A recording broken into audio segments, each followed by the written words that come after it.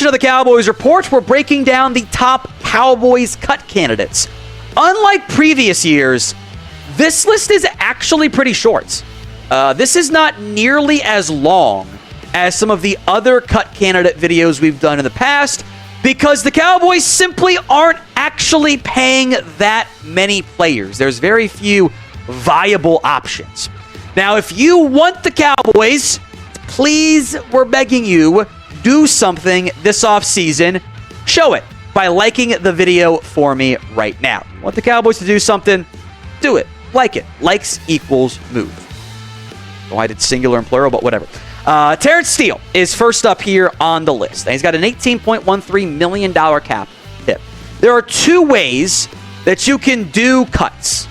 You can do them what's called like the regular cut. That's before June 1st. You get all your savings instantly.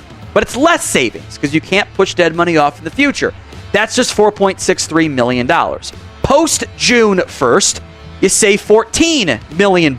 Now, you got to carry that cap hit throughout free agency and throughout the offseason, but then you can pay for your draft class and your rollover money and all that, and you get more money in the long run. You have dead money on your books in 2025, but if you already restructured Steele once because you paid him last year. You were paying him his base salary no matter what. So I actually had no complaints about restructuring him because if you're going to pay a guy, you'd rather have the money then and roll it over if you don't spend it because the value of a dollar in 2023 was more than 2022. So the question for Steele becomes is, what do you do here? Is he worth keeping at that cap hit? Now, you can always restructure to bring down the cap hit, but you're still paying the same amount of money in terms of the base salary. You could ask for a pay cut. Seems a bit unlikely. I thought Steele was better down the stretch this year. There's a couple reasons for that. Maybe he was getting healthier from the knee injury. Maybe he was back to closer to full speed. The Cowboys' offense was designed to get the ball out really, really, really quickly, and that makes it easier on your tackles. The level of competition was not as good either. I haven't seen 2022 Terence Steele yet. I also know that $14 million might not get you an upgrade in free agency. It is very tough to find even low-end starters like I think Terence Steele is in free agency. It's not a great group. I would need to know your plan if you're cutting Terence Steele. Because in this particular case, the devil you know might be a little bit better than the devil you don't. And if you get a better offensive line coach, maybe the problem's solved anyway. Now, what would you do with Terence Steele? Again, I think there are very valid answers for both of these. K for keep, C for cut. Let me know at the pinned comment of today's show. The ad comes here on YouTube. Take advantage of it. Head down there and go vote. Next up, Donovan Wilson. That is the safety. Now, Wilson has been a very streaky football player. When he is playing great football, the Cowboys normally win.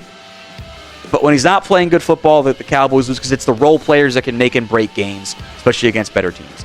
$8.65 million cap hit. Pre-June 1st savings, $5.35 million. Post-June 1st savings, $7 million. I thought Wilson was better down the stretch this year. I think Mike Zimmer kind of figured out how best to use him.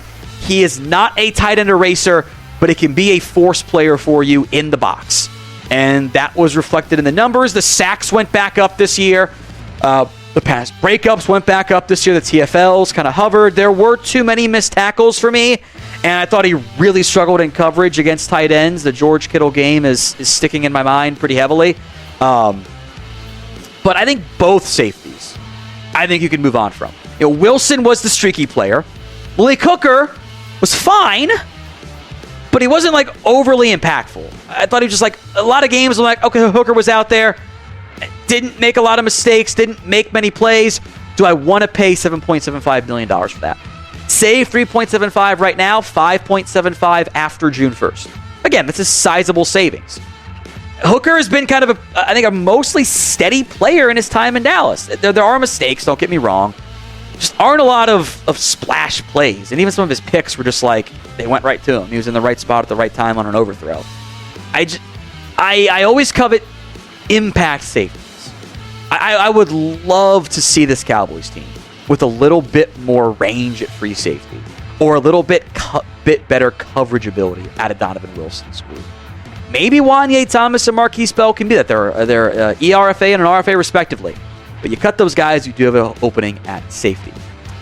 Who are you cutting? MH for Malik Hooker, DW for Donovan Wilson, B for both of them, N for none. You're going to keep both guys. Sound off for me in the comment section of today's show. That's kind of it for your big savings.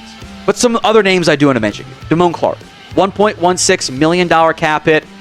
1.1 if you cut him pre or post June 1st. There's no difference. He's in the last year of his deal, so it just the money is what it is because you can't push it into the future. Clark fell out of favor.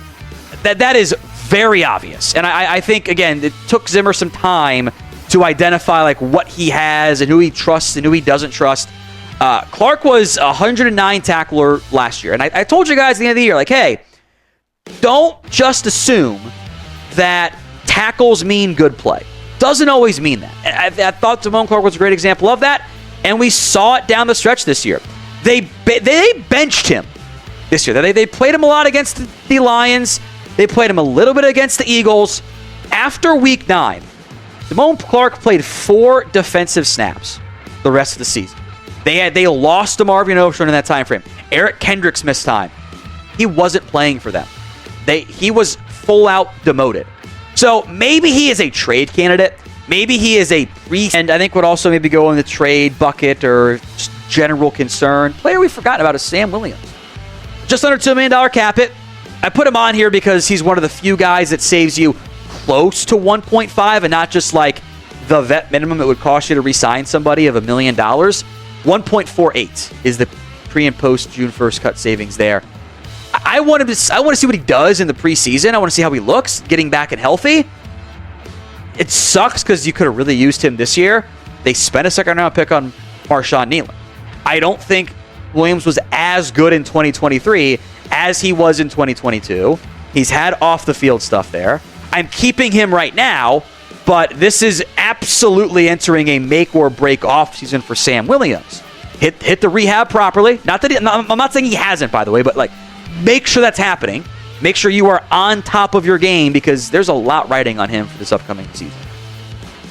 Now, we have Cowboys videos for you each and every single day. If you haven't already, hit that sub button, youtube.com/@CowboysTV.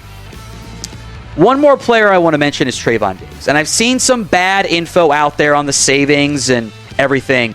Before he got hurt, you could have saved a decent amount of money. That you could have saved the $9 million base salary by cutting Trayvon Diggs and making him a post-June 1st cut before his base salary guaranteed on March 22nd. He is injured. He needed knee surgery. He has injury guarantees in his contract.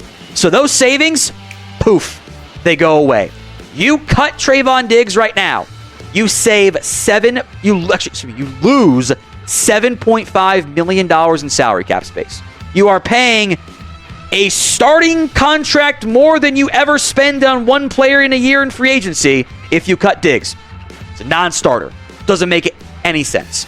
Post June 1st, you could save $1 million, but you are still overall losing money because you're carrying that extra dead money difference into next year when you could just potentially move on and save the same amount that you would be saving now and not having to not have the player. It doesn't make sense. You're keeping Trayvon Diggs. This, in the end, would save you the $1 million in roster bonuses, but you might say that if he's not healthy anyway, or at least part of it. So it doesn't... Dumping Diggs makes no sense. I've seen it mentioned. I wanted to acknowledge it. I don't see any way in which it happens. It just doesn't... Just not good business. Now, name a player who you want to cut. Got a couple of different players I want to mention here in just a second. But let me know in the comments section a player you want the Dallas Cowboys to release.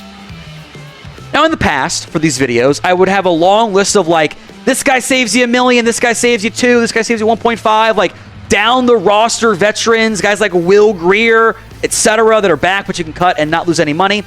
I'm changing it this time.